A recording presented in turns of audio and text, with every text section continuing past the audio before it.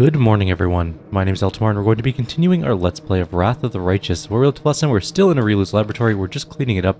We still have a couple more things to do upstairs, but we also have this Arachne-based fight down here. We did do a bunch of buffs. And let's take a look. There's 2 Meriliths and 1 crystalline Arachne. Who do we shoot first, though? I'm leaning towards killing the Arachne first, because drone is extraordinarily annoying.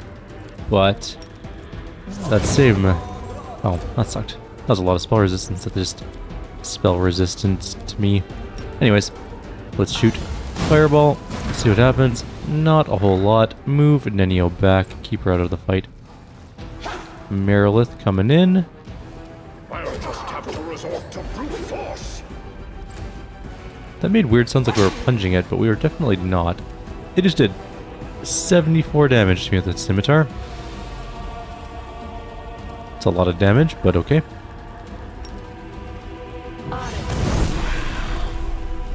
Spell resistance got rid of 1 of them, but that's actually okay.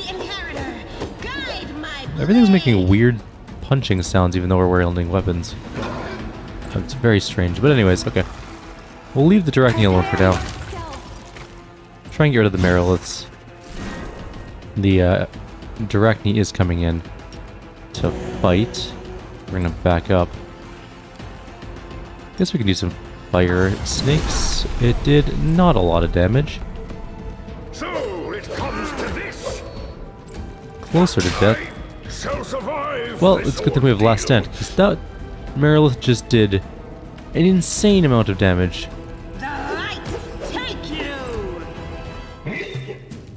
Let's finish it off. Or try to. God, our attack rolls suck. All our horse just died instantly. Alright, well. I mean, at least we had Last Stand, I suppose. Because our attack rolls this time were really bad. The first round of Arachne is almost dead. We are still down on the ground. And now we're on Last Stand also with Sela. Because that Merilith hits like a freight train. It's close to death now. Thank you for finishing that one off. That thing is down. It's going to get back up immediately. Very close to immediately. Let's just heal if we can. We need to kill it faster than we are. Because... are you good? Can you get up now? Okay, he got... no, he's not back up. What is going on with him? He's unconscious because we got hit by a tail attack. There's a DC 4 to save or be knocked unconscious for 1d8 rounds, which I'm guessing we got the full 8 because we've been unconscious forever. I guess we just wait for the Arachne to get up. We'll flank, because why not? Delay till right after it. And it droned first thing.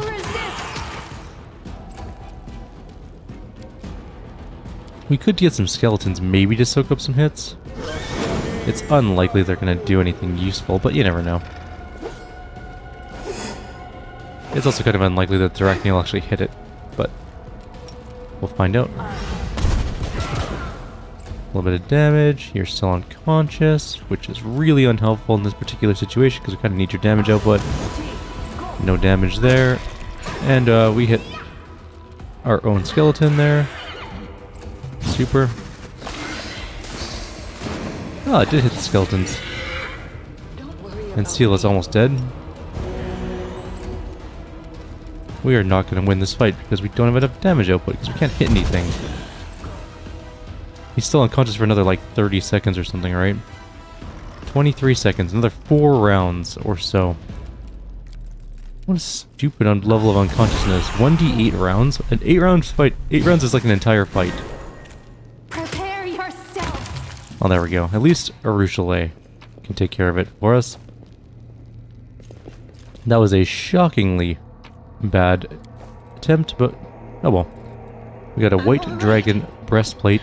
Seal's getting 12 damage from what? What bludgeoning damage are you getting? Hang on. Do we need to fix you? You're shaken.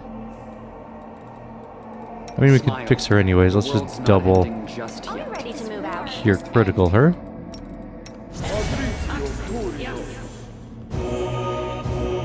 Well, they both rolled exactly the same. That is very weird. but okay. Alright, upstairs we go. You're calm. That was worth some experience, at least. It wasn't the most experience, but it was good, nonetheless. There's so many quests to do. We can talk to Irbeth about this, though. And... yeah. Figure out other things. Our horse did die because, I mean, it dies all the time. It's not really a shock that it died. I'm going to save before going back up to the main part of the laboratory, because you never know if you're going to just drop dead. Also, we can probably get Targana out. Right, that's not a thing to kill. I was like, did we need to fight that? But no. No, we don't. Let's see if we can free Targana and these people, and I think that's pretty well it for here. At least I'm not seeing anything that's jumping out at me.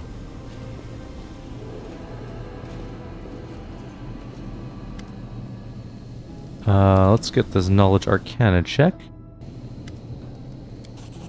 The barrier appears to have been created from the essence of the abyss and reinforce the spells repelling any living creature not of this dark plane. Destroy the barrier. You see a beautiful, silver-haired woman whose face displays unusual, heavenly tranquility. Now you can get a good look at her wings. One looks strong and is covered in white feathers, just as you would expect of an angel, but the other wing looks like the framework of mismatched bones with a grimy purple substance stretched across it instead of webbing, and it's covered in something akin to scabs or strange scales. The angel awakens and unexpectedly inclines her head in greeting. I do not know who you are, stranger, but thank you for freeing me. I am Targana, blade of Iomede's heavenly host. My captivity, though I was ignorant of it, lasted for so long. How'd you end up here? I was brought here from the brink of death. I'd been fighting the Balor Darazan alongside a troop of crusaders when we were struck by the echo of Discari, a demon of terrifying power and cunning, and an old enemy of mine. All my comrades perished, and the two demons set upon me like predators, savaging a bird. The echo ripped off my wing and left me to die among the bodies of those I failed to protect. And then she appeared, the architect of the world wound. The angel's gaze darkens. Sometimes I'm amazed at the vast power, terrifying or benevolent, that can reside in a mortal. However, Aurilu is no longer mortal. She brought me here. She treated me as much as she could, or as much as she deemed necessary. I can hardly remember those first days in the laboratory. Pain, strange magic, purple flames flickering around me. Aurilu spent hours casting spells over me. I was chained the whole time. Though I was too weak to fight or flee, there was nothing else for me to do but talk to her, and to try and glimpse inside that black soul. I don't know what I hope to find in there. Perhaps the smallest glimmer of light? Hope that all this could be remedied? All I saw was twilight, a veil of arrogance and secrets that Aurilu herself used to keep herself separate from the world. Her thoughts were occupied by some grand experiment. I was of little interest by comparison. When she had finished her work, she put me in a deep sleep. A healing sleep, she said. It was necessary to allow my new abominable wing to settle in. I have been in that sleep until now. What grand experiment was Aurilu planning when she captured you? She wanted to perfect her accursed wound, the second opening as she called it. The rift was to be larger and more stable, opening a road to Galarian from new abyssal realms. What shocked me was that she talked about the disastrous consequences of her plan with total equanimity, as if they were minor details that were but a distraction from the experiment itself. I also know that her experiment required mortal aid, or required a mortal soul, perhaps as a sacrifice in some dark rite that would siphon the mortal's life force and use it for perverse ends. I heard, or rather pieced together from what I overheard, that the soul belongs to a child. Aurilu, like many demons and demonic spellcasters, has the ability to wrest souls from their bodies and contain them in special vessels. The vessel containing that soul was delivered to the laboratory soon after I was brought here. Aurilu was unusually distressed that day. She talked to me more than usual. That's when I learned the details of her plan. I was aghast when I realized that she was discussing the soul of a child, a soul which likely she wished to sacrifice. I cannot describe the horror I felt. What's wrong with your wing? It's the work of Aurilu. The wing is fully functional. Its creator isn't known as the architect for nothing, but it frightens me. There is more of the abyss in this wing than in the eyes of an enraged Balor. Balors with abysses in their eyes, how unscientific. I would have been pleased if she sent me anything at all. I'm sorry. I'm so sorry this happened to her. It's terrible. She should never have been. No living creature should ever be treated like that. Finian's voice trembles. Why didn't you get out of here or summon the warriors of heaven to help you? Even the goddess cannot hear me within these walls. This place, it belongs to the abyss, not the material plane. I could not call for help, only pray for a miracle. Perhaps your arrival is the answer to that prayer. I know what it's like, being cut off from everything you know, from everything that makes you who you are, whispers Richelieu. The angel's gaze stops on the succubus and flames blaze up in her eyes. Demon, weren't you one of my captors? The succubus instinctively bares her teeth in response and hisses threateningly. Her claws grow longer and suddenly you see the older Richelieu, the fearsome demon of the abyss. Stop it, don't even think about hurting each other. The elf's words diffuse the tense atmosphere like cold water thrown on a fire. Forgive me, I spent too long slumbering and my self-control is diminished. I should not have been so hasty to deem your companion an enemy. Can you tell me anything about this place? I know only a little. Arilu once let slip that this refuge is where she wrote the Lexicon of Paradox, the book of dark magic containing the secret to the world wound's creation. This means that this place is older than the wound itself. Arilu must have created it, or at least part of it, before her great atrocity. I was astonished at the strange way she seemed to speak of this laboratory. It's as if she despised this place, yet she tried not to show it. There was a moment when I wondered if this hatred was a sign of her contrition, but I was mistaken. Arilu Vorlish is incapable of feeling contrite, even for a second, or heartbeat. She's like a tempest, hurling forward and sweeping aside everything in its path. I need to go. I need to find a way out of here. May the power of heaven go with you. If only I could help, but my strength has been drained. Okay, we freed her. We need to go open the rift, come back up here. Tell her she can leave. And then, we'll be golden.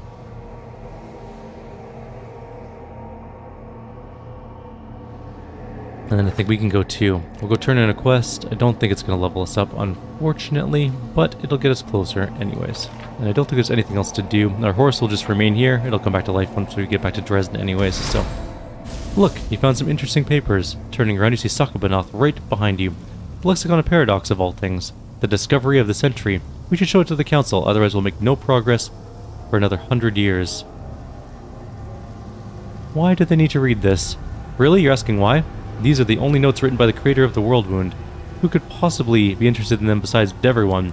Well, let's not waste time. The council's waiting for us. I can't wait to see their faces when they read this. Join us quickly and bring along the lexicon. Giving you one last smile heavy with meaning, Sakabanoth disappears. Alright, let's, we've opened this path now. We can go back and I think we can tell the angel she can leave, along with the, other people that are just sort of here. Such a cool little pool of random things, but like, you can clearly tell it's just creature assets jammed into a pool of red. But it looks good. For what it is, it looks great. Alright. I unsealed the way out, you're free. Free, then let's leave here at once. May the light of Ayamade be with you. I can't believe it, I'm gonna see the sky again? What time is it, I wonder? Morning, afternoon, evening? Bye, everyone. I like how Targana just pieced out. Not gonna escort or help the mortals home. She's like, okay, you guys are all free? Cool, I'm dimensioning door out, or astral dooring, or something like that.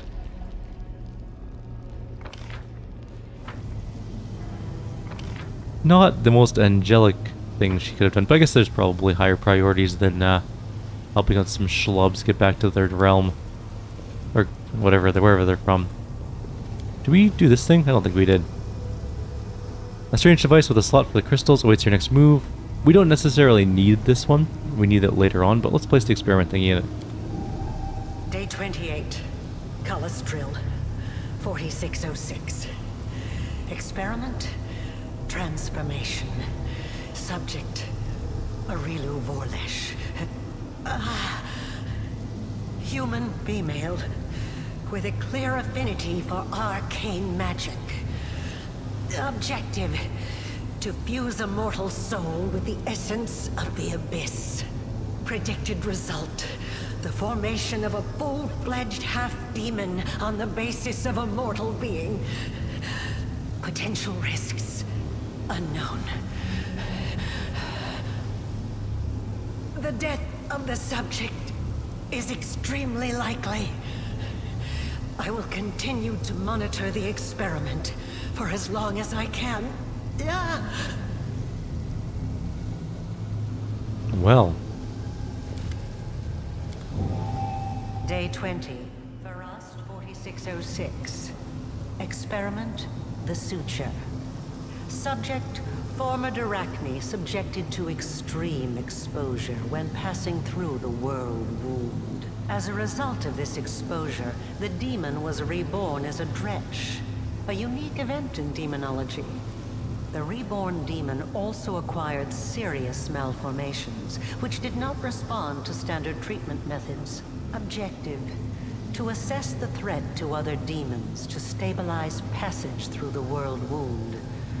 The survival of the subject is also desirable, for the purposes of further observation. I honestly thought he was a Balor before, not a Drachni, but whatever. Well, well. It seems that someone has been meddling with my projector without permission. Again. How many times have I told you not to do that, I made this recording for the sole purpose of telling you that when I return, I shall be very, very angry. Alright, well I think that's it. That's the only thing we needed to do left in here. Let's get out of here. Go back to Dresden. We have a couple things to do there. We just talked to Irabeth. We also probably have some events to do. And then we gotta go to the council. Tell them about the Lexicon of Paradox. Do some probably more trickery type stuff, I'm imagining. Nothing here that I want. Let's go. Alright. Dimension door, back home. Hey, our teleporter worked in the lens of Yath Watch or whatever. We do have things to buy. Actually, how much money are we sitting on currently? 10,000. Not much. Let's take a look at our events. Royal Conscription happened. Trainable units plus 10% for 14 days. Dirty Squealer is going to be augmented. Let's enchant it. We can make the Embrace of the Faceless or the Voice of the Faceless. So, whenever you cast a grease spell, all creatures must pass a reflex save or suffer 5d6 acid damage, or whenever you cast an ear... Oh, they're both terrible. Ear-piercing scream, the damage it deals is no longer limited to 5d6, instead it deals 1d6 plus 1 per 2 caster levels. Creatures who fail the saving throw become dazed for 2 rounds instead of 1. The amulet also increases the save. Actually, that's not the worst one. We can make a pretty good ear-piercing scream build out of that. Grease, though, not going to take that. Hunt for kidnappers. Skilled trackers and interrogators will hunt down and destroy the bands of demons that have been kidnapping children. Done. Do that. It's 3 days to solve. It's just a logistics thing. We can do the Fate of Stevenius, the Phylactery of Stevenius, the Run, or we can do Enchanting the Attractive Impulse. Let's do that. Let's just start to finish some of these things, because we've also got this one we haven't done yet. Actually, we have a million of them. We have the Voracious Jungle, or Jumble, sorry. Yeah. That's going. We could do Military or Crown. We don't really need the crown one we currently have. I think we just have distributing provisions, but our morale's already maxed out, I'm pretty sure. Yeah. So let's go do some internal stuff.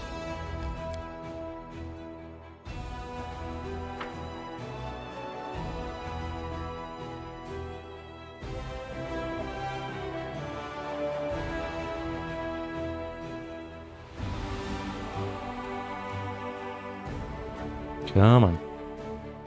Let's go. We can do this. Let's get that last 8%. There we go. Last 3%. Come on. You can do it. I believe in you. It's the longest 3% ever. There we go. 100% now. Now it's just stuck on 100% instead.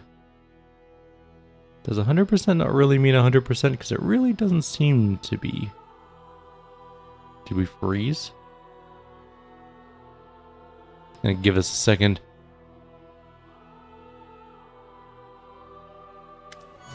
The sound changed. Oh, there's something happening here. Hold up, Commander. The thing is, remember how that Crusader went missing a while back? And then he was found outside the city walls, disemboweled? And Nevia pauses and gives you a searching look. I remember, so has the murderer been found?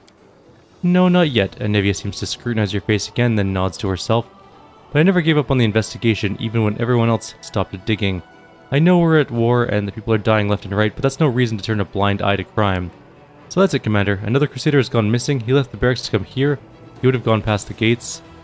My gut tells me the killer won't keep him alive for long. So, Commander, you need to start searching the area right now and try to find out where he has been. Tell me about the missing Crusader. Yeah, he's the youngest son of a poor nobleman from Mendev. He's called something like Relic or Rylik. He's young, barely out of the nursery, and he decided that he was a man now, and so off to war he went. You know how it goes. The guy probably just went out to get some fresh air. He'll stroll back in at any moment. What's the point in raising alarm? Listen, Commander, do you trust me or not? If you do, then just do as I say. Find the kid, and we'll talk. Do you know who the murderer is? I don't have a clue. Nevia's answer comes too quickly, her gaze dropping before she can force herself to meet your eyes. What are you not telling me? I'm telling you the truth, and nothing but the truth. I have my theories, sure, but nothing concrete. So it's best if I keep my mouth shut on that front. Alright, I'll search for the Crusader. Get going then. He passed the gates and took a right. Ask around. Check the buildings. I'll be waiting for you here. Well, I know exactly how this plays out. And this is going to be where we lose a character. There are many roads to success. We're going to the abandoned building. Maybe we can stop this from happening. Let's save.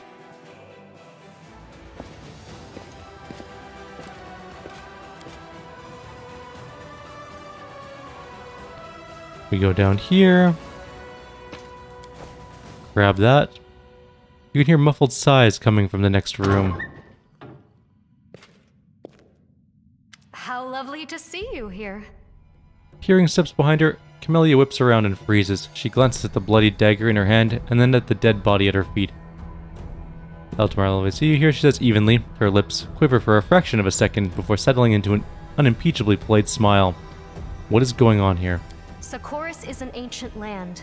The spirits of these places have spoken to people since time immemorial, and some of those people heard them and were able to respond. The shamans of Socorus were always held in high esteem. They knew the will of the spirits, the will of the land itself. Many Khelids would come to the shamans to learn what the spirits desired in order to gain their support. Camellia pauses, lost in memories that cannot be her own. When the world wound opened and the demons poured into Golarion, they drowned Socorus in blood. The earth moaned as it soaked up the blood of Khelids, crusaders, and demons. The spirits drank this blood, slowly becoming deranged and turning into incarnations of madness and pain. Look what Socorus has turned into! It's an open wound on the body of Golarion. The world wound has changed it beyond all recognition. And the spirits, these poor creatures have been corrupted. Twisted by war, they moan and they howl, but only shamans can hear their senseless cries of agony. I am a shaman. Maria, the spirit I am bonded with, is mad and can speak of nothing but her endless hunger for blood. I give her what she asks for. I feed her the blood of crusaders. Camellia seems to suddenly falter. Her breathing grows heavy and her pupils dilate. The spirits of Socorus can no longer speak to shamans. All I can hear is the cacophony of their howls, screams, and laments. But there is a way to restore their sanity. By performing rituals. Bloody but effective rituals. When the untainted blood of the Crusaders cleanses the corruption that Maria fed on for centuries, the spirit will regain her sanity, and I shall be able to speak to her. I shall be able to ask her advice, to find out how we can heal the world wound. Tell me, isn't this knowledge worth a handful of lives? This isn't your first or even second victim, is it? How many have you killed? Too few. Maria's hunger is still so great. Her pain cannot be soothed by a single victim. But success is within my grasp. I can feel it. It is even possible that today's victim will be the last. Camellia lifts her chin, but she hesitates before answering. Then she says finally, and then she raises her eyes and her voice gains a hard edge. Who is this Maria of yours? Forgive me, I forgot to make the introductions. This is Maria. Or rather, this is her home. Or her prison, to call a spade a spade. The girl removes an amulet in the shape of a bone snake from around her neck. I caught this spirit a long time ago, and I tried for so long to speak with it. My little demented ball of rage. I felt compelled to bind it to this amulet, Just temporarily, until I worked out how to help it. Camellia sighs sadly. If I am to be fully honest, her name, Maria, is of my own devising. She is not yet able to speak to me, but I still needed a name to call her by. Why do you think your method will work? I do not think. I know. I sense things many people cannot. I can infer what the spirits want. For example, there is one spirit hanging over your left shoulder as we speak. It came to enjoy Maria's victim. Can you sense its hunger? Camellia tilts her head to one side as though listening for something, and then laughs airily. Spirits are akin to animals. You cannot bring a hungry dog to heel. You cannot stroke a hungry cat. To speak to a spirit, you must first feed it. It is not their fault that after so many years of torment, the only thing that can satisfy their hunger is blood.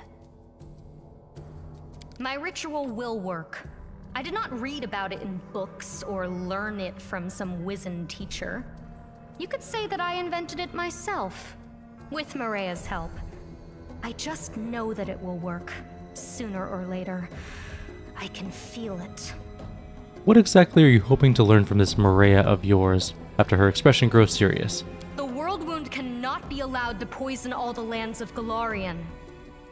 The spirits of Socorus know this better even than you and I. They may know how to heal it.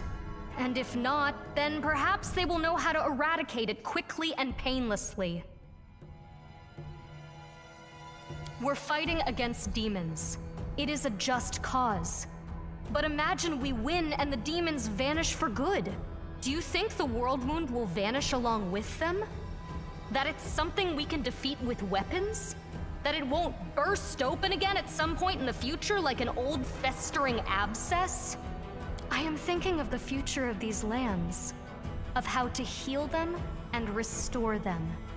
Would you not agree that a few crusaders' lives is a price worth paying? Camellia shakes her head. Who is this young man, your victim? He's the youngest son of a noble from Mendiv. I believe his name was Rillick or Relic. I think the dolt was in love with me. He was ever so eager to come with me to this house. One hint was all it took. Camellia looks at the body in surprise as if she's seeing it for the first time. He is of no interest to me. Maria wanted his blood, so I sacrificed him. The rest is immaterial. What are you proposing? My ritual is not yet complete. I have made the sacrifice. Now I just have to let Maria drink the blood. Will you allow me to complete the ritual? Well, it is a chaotic thing, so maybe we will. Camellia licks her lips and takes a small, almost meek step forward. Complete it. Thank you. This will not take long. Camellia wets her lips. When she lowers herself to her knees before the body, you see her legs are quaking, but her deportment remains as impeccable as ever.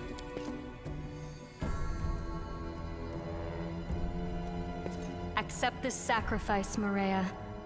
Drink of its blood. Drink of its strength. Drink of its life. Camellia lowers the amulet into the open chest cavity of the Crusader, then raises the amulet above her head. Blood drips from the snake's head onto the girl's expectant tongue. We are one, you and I. Our thoughts, our bodies, our souls. What you take in, I take in also. Camellia deftly spears a small piece of the Crusader's flesh on the tip of her dagger and deposits it in her mouth. Her eyes drift shut in ecstasy and a shudder travels through the length of her body. Did it work? Yes and no. I think I made out a few clear words from Maria before the madness swallowed her again. Camellia's attention seems to turn inward as she lays a hand on the amulet resting on her chest. She stumbles slightly as though tipsy. I'm on the right path. More rituals are needed. Not many, not more than 10 or 20, I should think. Will you allow me to continue my work? Camellia nods to herself. No more killing. I will spare you this time, but you'll have to find another way of speaking to your spirit. What a pain.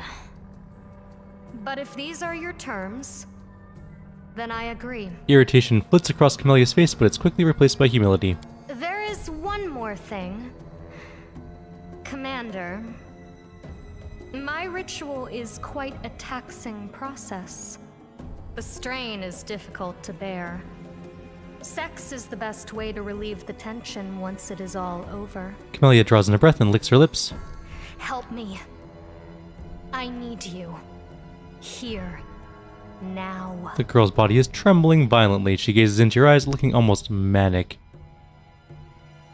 Yeah, okay, why not? Never refuse a lady you need. Take me. Quickly. Camellia rushes to you and brings her lips to yours. Her breathy gasps, greedy, impatient, demanding, set your skin ablaze. Her fingers latch onto your belt buckle. Although I am 10 feet tall. Thank you. I never thought that the commander would turn out to be so open-minded. You have exceeded my wildest expectations. Camellia's breathing slowly evens out and the familiar half-smile reappears. You know, when I saw you standing there, I thought my life would end tonight, but you spared me. Thank you. I would like to speak with you a little later. Please come and see me. No need to be shy, for I have no more secrets to keep from you. Now, we should leave this place. You go first. I will follow in a few minutes. Camellia bursts out laughing and then thinks for a moment. Alright, we got some experience for that. I will guide. We banged Camellia and we watched a murder. We told her to stop murdering, but I don't know if she's going to stop murdering. Anyways, let's leave. Time to go. Focus on the goal. Let's talk to Anevia about that, because I'm sure she's going to want to know why we didn't kill Camellia. Hey, whoa, there's loot here. There's this shiny chitin. There's also a random room here with nothing in it. There's also something on that bookshelf. Another book. One day we'll do a lore video. It's not going to be today. We'll do all of the books in the game, which, well, we might not have all of them, but we'll try to do all the ones we find anyways. I'm sure there's some good stories hidden in there. At the very least, they should be experienced because the devs spent time dealing with it. Anevia stretches lazily and yawns, but her eyes are fixed on you. Well, Commander, have you solved the problem? First, tell me honestly, what exactly do you know about the crime? Crime? What crime? Anevia says with a smirk before becoming deadly serious. Listen, Commander, I was just using my brain and following certain individuals, listening to what people were saying on the street. I had my suspicions, but what are suspicions worth? On their own, nothing. I didn't have any proof. I'm not Erebeth. I'm not going to go digging for the truth, because if I dug deep enough, the Knight Commander would be down a companion, smack bang in the middle of a war. How would that help anything? I'm not going to be the one to scupper this crusade, so I'll be keeping my mouth shut. Anevia speaks slowly, staring into your eyes. I trust you'll handle this in whatever way is best for the crusade. If you want to tell Erebeth everything, go ahead, it's your call. The problem has been solved. That's all I needed to know. Thanks, Commander. I mean, we did have sex with Camellia while we were, like, a large creature. So, let's assume this person's about 6 feet tall, or 5.5 feet tall, or about 10 feet tall, I guess, give or take. So, we are a giant.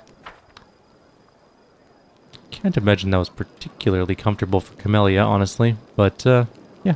1200 experience. We're not that close to a level yet, unfortunately. We do have some more notes to give to the storyteller, and we will be doing that next video. I just want to finish up the other things. Well, at least one other thing first. I'm going to tell Erebeth about the missing people, I think it is. I also want to see if we can, I hand over the bloodstain page. I found this molten scar. No, he is here again. That terrible grating voice, the horrific semblance of a face, the monstrous appearance, myriad insects forming a body with 2 arms and 2 legs. He touches me, and the disgusting creatures attack my flesh, covering me. The storyteller cringes as he puts his hand on the bloodstained page. His face contorts in a painful grimace, his voice trembling with terror. They're eating me, they're hungry and will devour everything except my eyes and tongue, so that I can see this damn page, so that I can translate the runes written in the ancient, long-forgotten elven language. And I translate. It hurts so much. I tried to lie to him, change the translation, but he saw through my lie. He got angry. No, I'm not lying. I'm not. He takes one of the insects from my face and squishes it with his fingers over the inkwell. Then he dips the quill in it and writes with my blood right over the runes. And I continue to dictate. Callistria, when will this be over? Let me die. Xanthir, let me die. The storyteller jerks back his hand, terrified. Oh god, such horrible torture. This poor man was tortured to decrypt my notes. He was so tormented that his suffering became thick like molasses. My mind is drowning in it. My own memories are hidden by these images of horror. I can try to get through to them, but I will need your help. Tell me everything you've seen and heard. I will lean on your words to use them as a light in the darkness of my forgotten past. The storyteller takes the bloodstained page as though handling a dangerous insect. I see a magic shape. There's a force pulsating in the center. You've seen the ritual. Tell me, what was its central point, its magic knot? The center of the magic shape was a prisoner. Yes, a storm of force, spiraling into a sharp knife, and a living soul inside, in the eye of the whirlwind. There must be a living soul, for the knife is just a tool. The energies are too bright. I can't see through the glare. What did you see during the ritual? What was it like?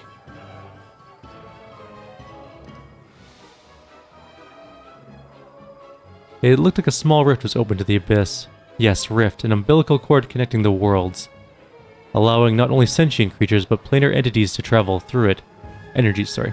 I remember it, and the sound. I remember the sound. Worlds appealing to some force. Those performing the ritual. They did, or did they utter some incantations? Oh god, I don't remember what it was. Hang on. I'm gonna go find it out. I know we have the old video. I'm just gonna look it up. 1 second. Alright, I went back. It repeated the word Ravok. The old elf is out of breath, overwhelmed by memories. Ravok, no name, an old word with tremendous power. The language to which it belongs died a long time ago, but the power of this word lives on. In the past, wizards used it in rituals, when they intended to do something far-reaching and contrary to the natural order of things. By hiding their names, they protected themselves from the consequences and the wrath of the gods. Ravok, I have no name, you will not find me. Now I remember. I know where I saw this ritual. Part of it. I'm one step closer to understanding what happened to me. Thank you. If you find more pages, bring them to me. Maybe by putting them in order, I'll be able to lift the veil on the mystery surrounding my story. Cool beans. I just want to see if we can build any items.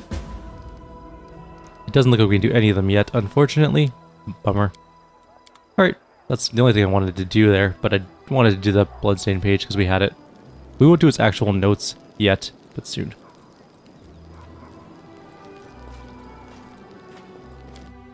Let's go talk to Irbeth, and then we'll call it done for now. Oh, we have someone to talk to. Just like the last time, Sokomanoth shows up wearing a fake mortal guise. He grins mockingly. The passion and zest for life displayed by your soldiers truly impresses me. Never before has the crusade looked so much... Never before has the crusade looked this much like a party. Were you aware that the crusaders are actually petitioning for a brewery to be set up right inside the army camp? There was an argument over who gets to run it, so your subordinates have come to blows. Both priests and wizards are eager to kill for the privilege, or fight for the privilege. I strongly advise you make a decision about this matter before they kill each other. I'm eager to see what happens next. Thaberdine? Quincimius Hierophantel gives the impression of a miserable yet very determined man who spent the last night sleeping in a mud puddle or roadside ditch. Nonsense, what do these tadpoles even know about beer? Plain soldiers? That's who can be trusted with such an important task.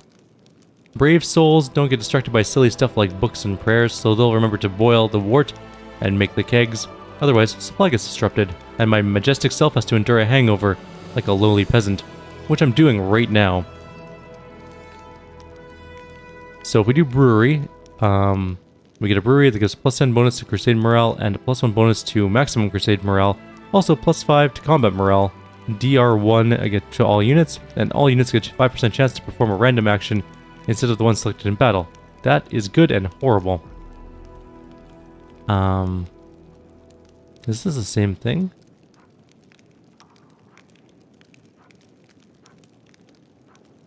They're all the same.